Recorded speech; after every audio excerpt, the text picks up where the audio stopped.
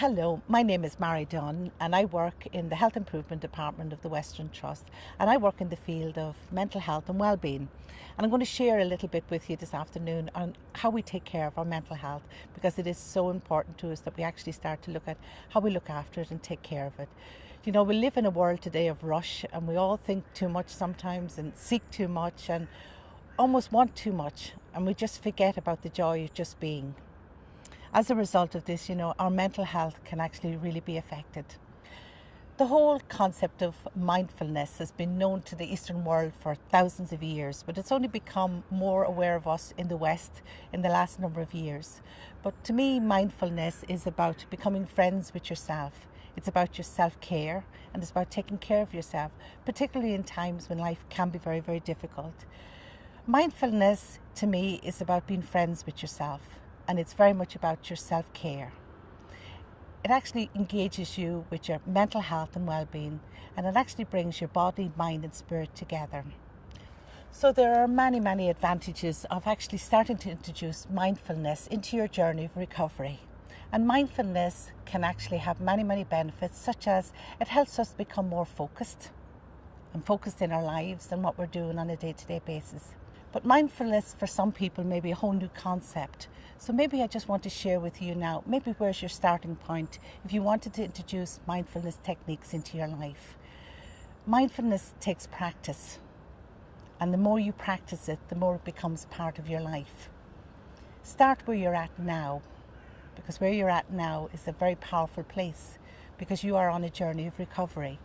So where you start, there's a lovely old saying, you can't fall off the floor. So maybe just spend that little bit of time, just sit there, relax, and just be with yourself and get to know yourself. There are many, many techniques on introducing mindfulness, from relaxation to meditation to visualization. There are many techniques that actually you can use to actually build mindfulness into your life.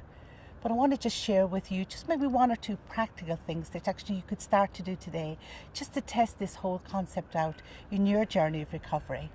For example, pick one or two activities that you do every day. For example, simple thing, listen to music. When is the last time you actually sat and listened to music?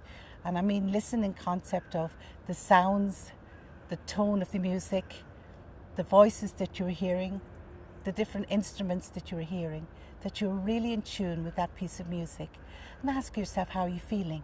And just draw all your thoughts all back to that piece of music. From time to time, your mind and your emotions and your thoughts will actually start running, but that's okay. Just say to yourself, they're running, but I need to just bring them back to that moment.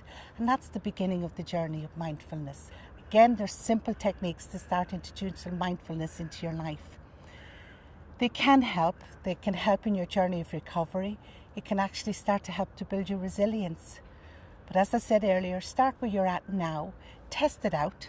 I started to use mindfulness a number of years ago, and I found them very powerful tools. It doesn't get rid of the difficulties and challenges that we're facing in life, but what it does do, it actually gives us a chance often to get off the motorway and just to pull into that slip road and just maybe stop on that road that we're on, just to reflect and think of where we want to go. So mindfulness can be a very important tool in your journey of recovery. And when you go through this app and you look at other techniques, just find out what's available in your area, signing up, educating yourself around mindfulness, learning more about it, and start to introduce practical techniques into your life. It doesn't get rid of the stress, but it helps us cope better with it.